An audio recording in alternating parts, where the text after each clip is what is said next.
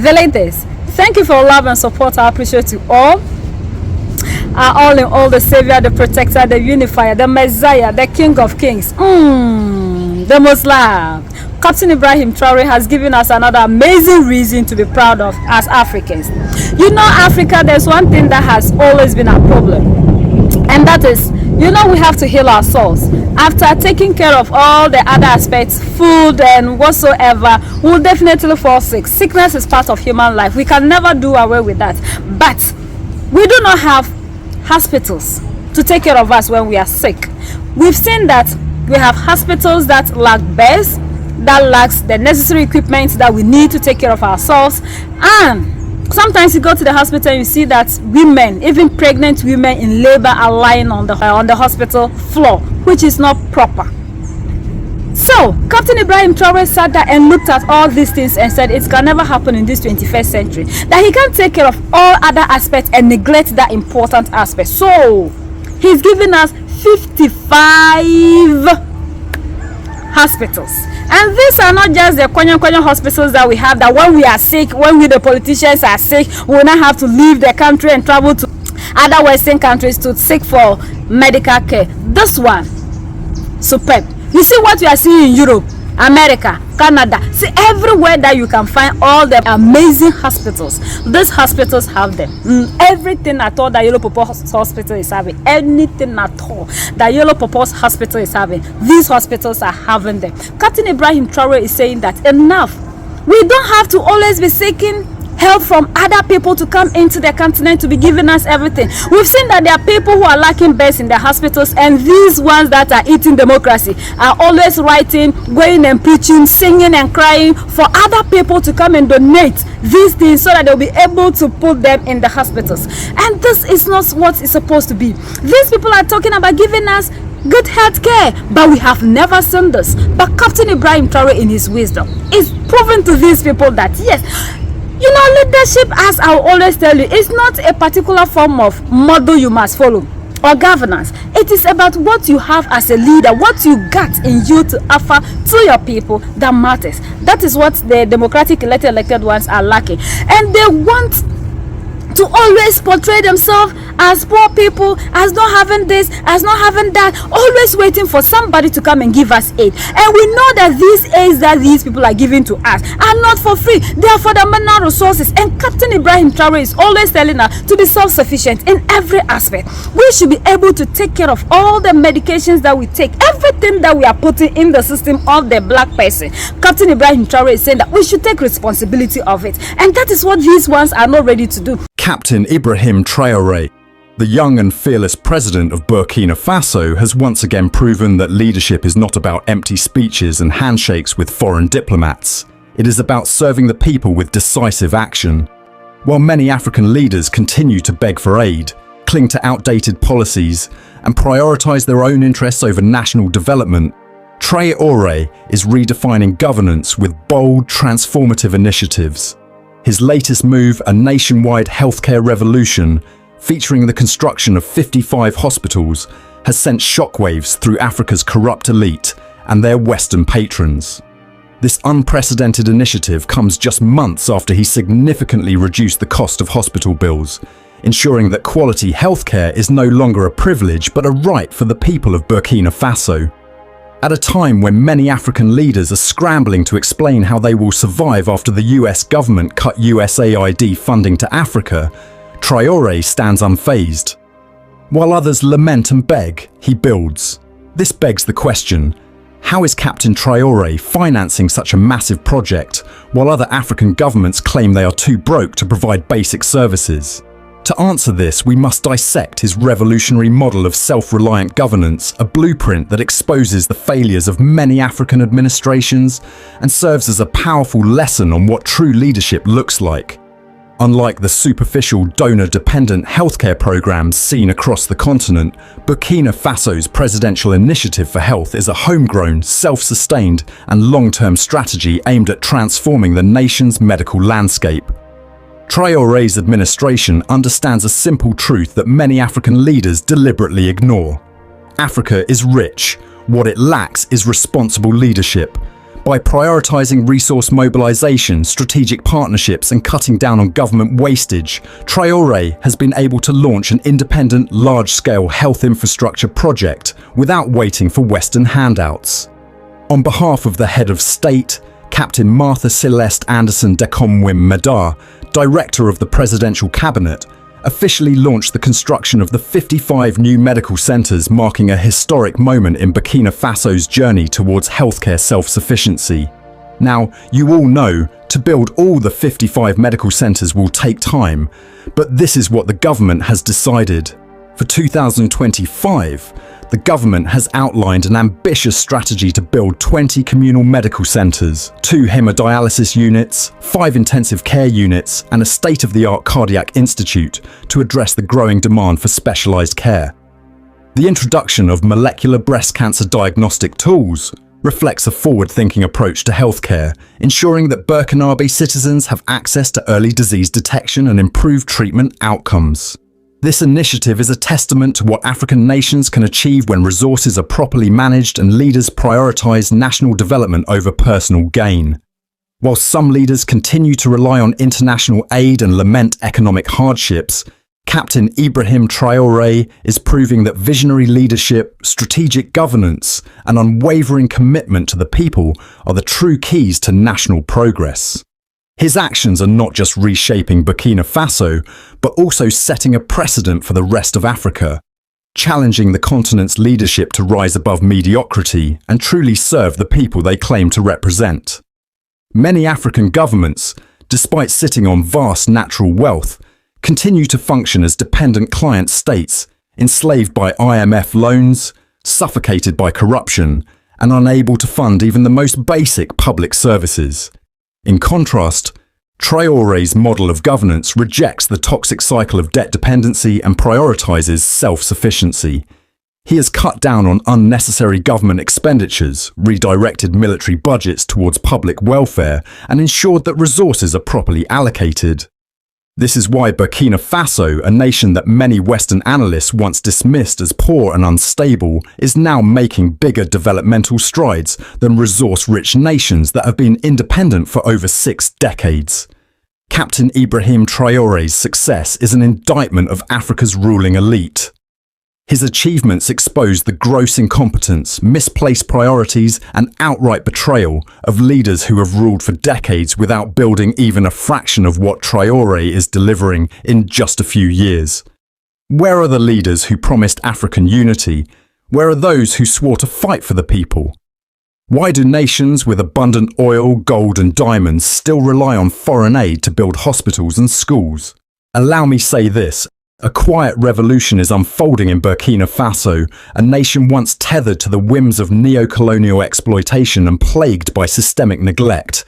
A young leader is rewriting the narrative of what it means to govern with purpose.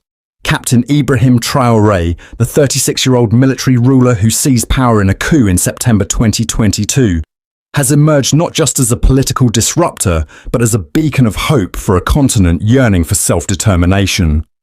Nowhere is this more evident than in his radical transformation of Burkina Faso's health sector. A transformation that stands as a defiant rejection of dependency and a clarion call to African leaders everywhere. The time to learn from Burkina Faso is now.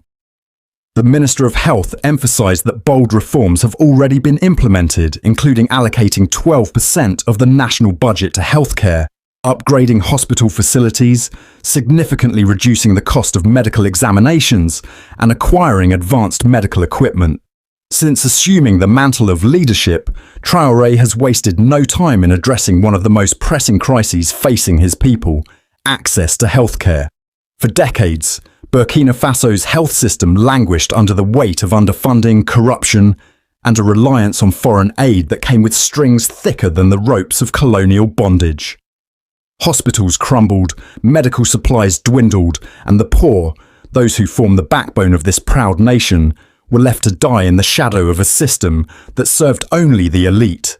But under Traore's stewardship, this narrative is being dismantled brick by brick, replaced with a vision of healthcare as a right, not a privilege bestowed by distant donors. Traore's health sector reforms are not mere rhetoric.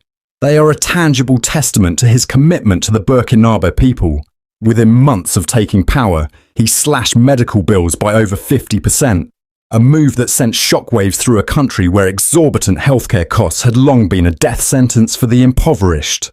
In a groundbreaking decree in early 2024, the junta eliminated the notorious 500,000 CFA franc deposit, a staggering sum equivalent to nearly $800 USD, required for major treatments like kidney dialysis or cancer care. For a nation where the average annual income hovers below $1,000, this was no small gesture, it was a lifeline. But Traore did not stop there. Recognizing that affordability alone cannot heal a broken system, he embarked on an ambitious campaign to rebuild Burkina Faso's healthcare infrastructure from the ground up. By the close of 2024, his administration had opened more than 50 specialist hospitals across every region of the country, ensuring that no citizen, whether in the bustling streets of Ouagadougou or the remote villages of the north, would be more than a few hours from quality care. These facilities, equipped with modern technology and staffed by Burkinabe professionals trained under a newly expanded medical education program, are a rejection of the old order, where foreign NGOs dictated who lived and who died. Perhaps most revolutionary is Traore's push for self-reliance in pharmaceuticals. In February 2025, Burkina Faso broke ground on an integrated pharmaceutical facility in the capital, aimed at producing generic medicines locally. This is not just about cutting costs. It's about cutting the umbilical cord of dependency on Western pharmaceutical giants who have long profited from Africa's suffering. Traore's vision is bold: to end the importation of overpriced drugs and, in time, supply affordable medicine not just to Burkina Faso but across the continent. Imagine an Africa where Senegal's children, Nigeria's mothers and Kenya's elders no longer wait on shipments from Europe or North America, where the continent heals itself. That is the future Traore is building. And then there are the mobile hospitals, a first in Africa. These vehicle hospitals, as they've been dubbed, are fully equipped medical units that traverse Burkina Faso's rugged terrain, bringing care to the doorstep of those who have never seen a doctor. Chicky bum bum bum bum chicky bum bum chicky bum bum bum bum chicky bum bum chicky bum bum bum chicky bum bum chicky bum bum. What the Lord has said, you surely do. It's not like me and you to promise and fail. His yea is yea, his nay is nay. What the Lord has said. From vaccinations to emergency surgeries, these mobile units are a symbol of Traore's refusal to let geography dictate destiny. In a country where jihadist violence has displaced over 2 million people, leaving rural areas cut off from urban centres, this innovation is nothing short of miraculous. To understand the magnitude of Traore's reforms, one must first grasp the context in which they are unfolding. Burkina Faso has been a battleground, not just against the Islamist insurgents who have ravaged the Sahel since 2015, but against a legacy of exploitation that left its institutions hollow. When Traore took power, the health sector was a shadow of what it could be. Maternal mortality rates were among the highest in the world, child malnutrition was rampant, and diseases like malaria claimed lives with impunity. Foreign aid, once touted as the solution, had become a shackle, with donors like USAID and the French government dictating terms that prioritized their interests over those of the Burkinabe. Traore's response was not to beg for more aid, but to burn the playbook. When USAID froze health funding in retaliation for Burkina Faso's pivot away from Western influence, he didn't flinch. Instead, he doubled down, redirecting resources from a bloated bureaucracy to frontline services.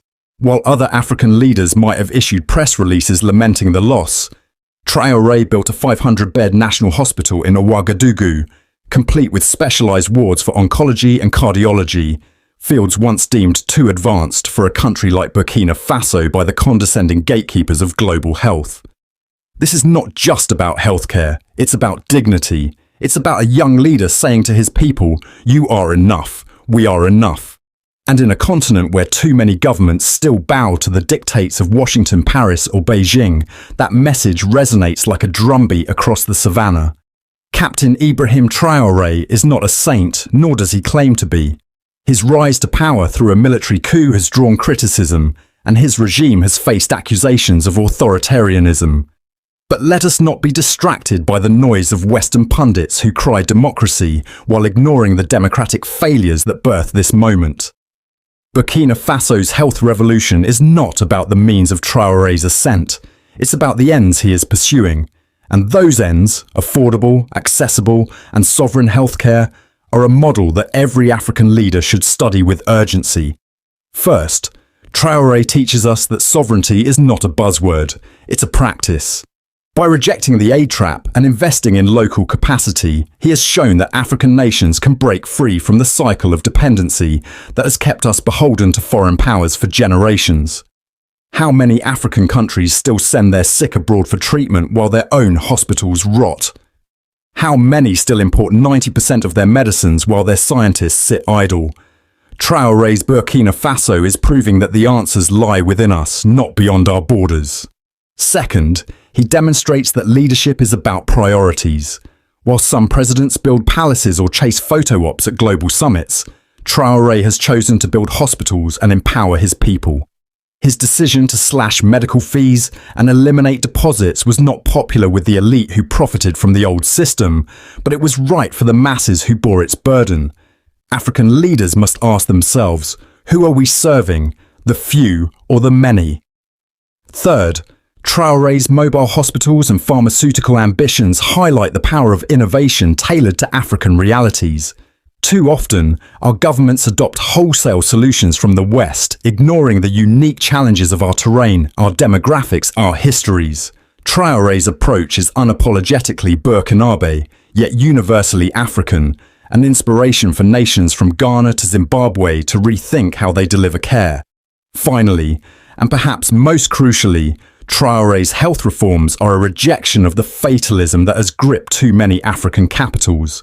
The idea that we cannot afford quality healthcare, that we must wait for someone else to save us, is a lie perpetuated by those who profit from our weakness. Burkina Faso, a country with a GDP per capita of less than $900, is building a health system that rivals those of nations 10 times its wealth. If Traore can do this amid insurgency and economic sanctions, what excuse do wealthier African nations have? As I write this from Burkina Faso, the air is thick with possibility. The streets hum with the stories of mothers who can now afford prenatal care, of farmers who no longer fear a snakebite will bankrupt their families, of children who dream of becoming doctors because they've seen what's possible. This is not a utopia. Burkina Faso still faces immense challenges, from security threats to political instability, but it is a beginning, and beginnings matter. To my fellow African leaders from Nairobi to Abuja, from Algiers to Cape Town, I say this: look to Burkina Faso. Captain Ibrahim Traore is not perfect, but he is purposeful. He is not infallible, but he is fearless. His health sector revolution is a gauntlet thrown at the feet of every president, prime minister, and parliament on this continent. Will you pick it up? Will you dare to imagine an Africa where no citizen dies because they cannot pay a hospital bill? Where no child is orphaned by a disease we have the knowledge to cure? Where our wealth, our gold, our oil, our ingenuity stays home to heal our own? The ghosts of our ancestors, Lumumba, Nkrumah, Sankara, watch us still. They dreamed of a united, self-reliant Africa, free from the yoke of exploitation. Traore, often compared to the revolutionary Thomas Sankara, is breathing life into that dream, one hospital at a time. But he cannot do it alone. The burden and the opportunity falls on all of us. So let us learn from Burkina Faso. Let us study Traore's blueprint, adapt it to our own soils, and build health systems that reflect our values: solidarity, resilience. Let us reject the handouts that come with humiliation and embrace the hard work of self-sufficiency. Let us, as Africans, rise together, not as beggars at the world's table, but as architects of our own destiny. For if a 36-year-old captain in one of Africa's poorest nations can spark a health revolution, what might we achieve if we all dared to lead like him? The answer lies not in the stars, but in our hands. The time to act is now. For decades, we have watched as African leaders entrusted with the sacred duty to uplift their people squander billions meant for hospitals, schools, roads, and other lifelines of development. The misuse of these funds is not merely a financial crime, it is a betrayal of the liberation struggles that birthed our independence, a slap in the face to the ancestors who sacrificed their lives, and a theft from the children who inherit a future dimmed by greed. Yet, amidst this bleak tapestry of corruption, a young revolutionary, Captain Ibrahim Traore of Burkina Faso, has emerged as a blazing torch of hope, a wake-up call to his fellow leaders and an embarrassment to their inertia. His leadership is a mirror held up to the continent, reflecting both what we could be and the shameful depths to which we have sunk. Let us first dissect the beast that devours Africa's promise, the systemic misuse of public funds.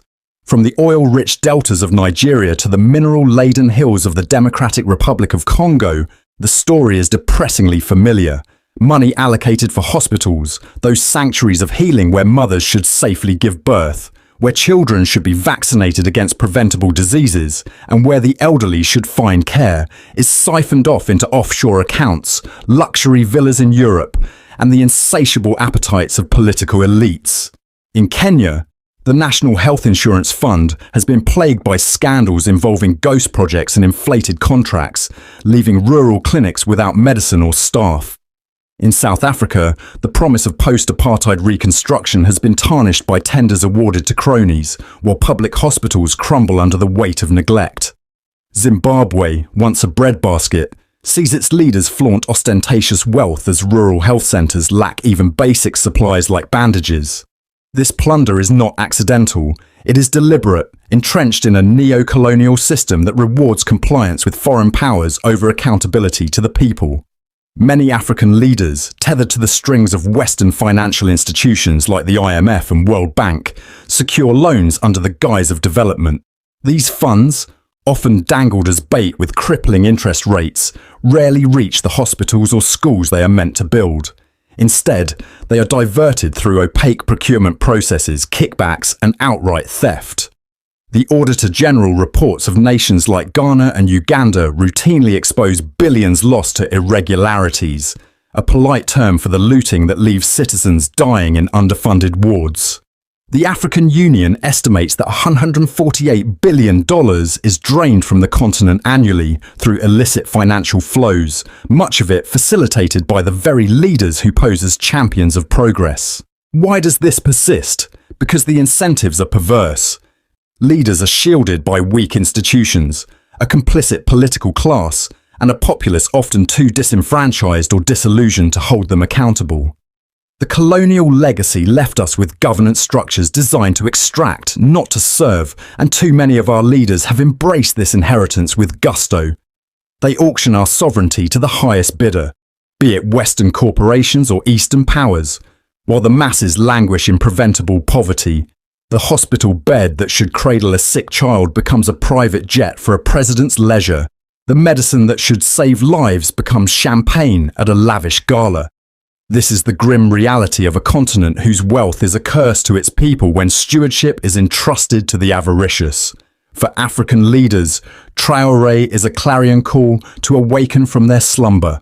His actions scream what our people have whispered for too long. That development is possible without selling our souls, that our resources can build hospitals instead of yachts, that leadership can be a service, not a heist. He exposes the lie that Africa's poverty is inevitable, proving that with political will, a nation can prioritize its people over its parasites.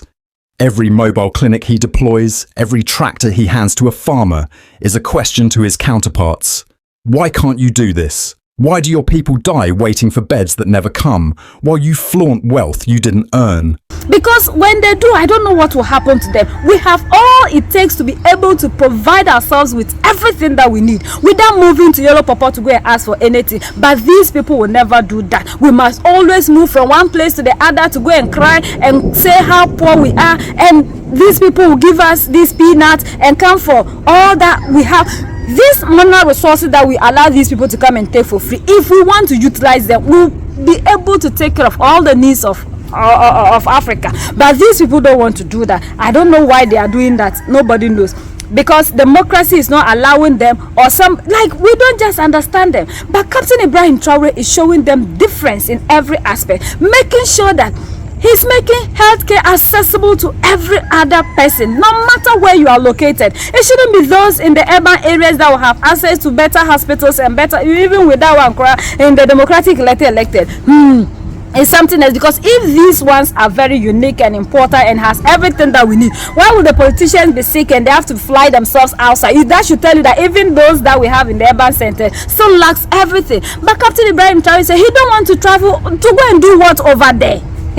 To leave this amazing, wonderful land, Garden of Eden, Al-Kabula, Africa, the most wonderful place on earth, to go and be living where, that he will never do that. And he will never also take anything from Africa and go and keep it somewhere or offshore, like what these politicians are doing, these democratic elected, what they have been doing. That he will never do that. And so for that reason, this man is doing everything possible to create the heaven. Already Africa is heaven. It's just that these people told us it is not hell. If it is hell, why is it that we are sucking them out of Africa and they don't want to go now? That should tell you that Africa is actually the heaven.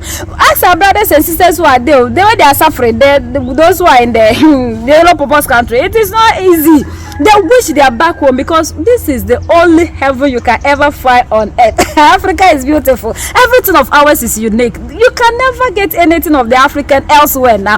This is a blessed place for a human being to live. And that's why these people are running to Africa for citizenship. So Captain Ibrahim Traore is doing everything possible to garnish the heaven that we have, so that at least when we are not feeling well, we will not go to anywhere. Some of us that our mouths are like that, and when you are sick they say go there and you are dead. You just drink Dr. Kwame Nkrumah, Gaddafi and co, straightforward when you get there. So it's better that we have an amazing leader who is doing everything possible to give us the amazing healthcare. We've seen that he started manufacturing his own medication and other things. So why will we manufacture medication when we don't have hospitals? So he has to do something about the hospital aspect, so that we'll get better healthcare. We will get all the things that we need, instead of us traveling, wasting money, plane ticket. Well, so it means that when you, the ordinary citizen, like the politicians who always refer to us, like some of us, if you don't have money, you cannot travel to go and seek for good healthcare. So he's bringing everything like Gaddafi did, giving Burkina Faso everything, like Libya. Gaddafi said, what is it that is in the in UK, in US, that will make you a Libyan I will give it to you. And that is what Captain Ibrahim Traore is doing. Is it the hospital that will take you there? I get it covered. You see, this is what we call leadership, telling our democratic elected and those ones to learn.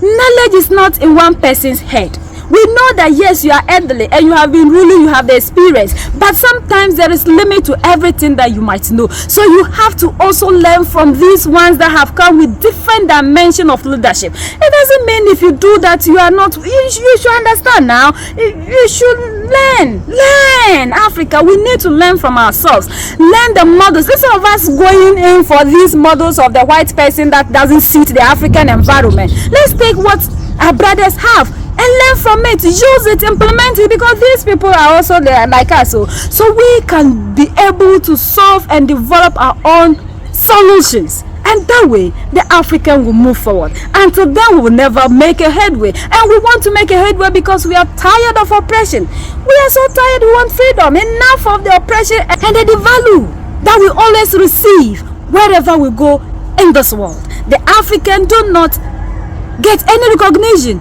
We don't know why these people treat us like the second-hand clothing. Yes, but sometimes our people say that it's the leaders, but we the citizens are also part of it. So we have to come together as a collective group and fight for a better Africa. United we stand, divided we fall, and united we keep standing forever and ever.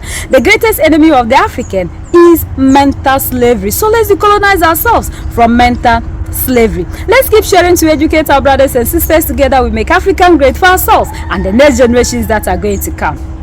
So that's the latest around the world, in Africa, West Africa, and in Burkina Faso.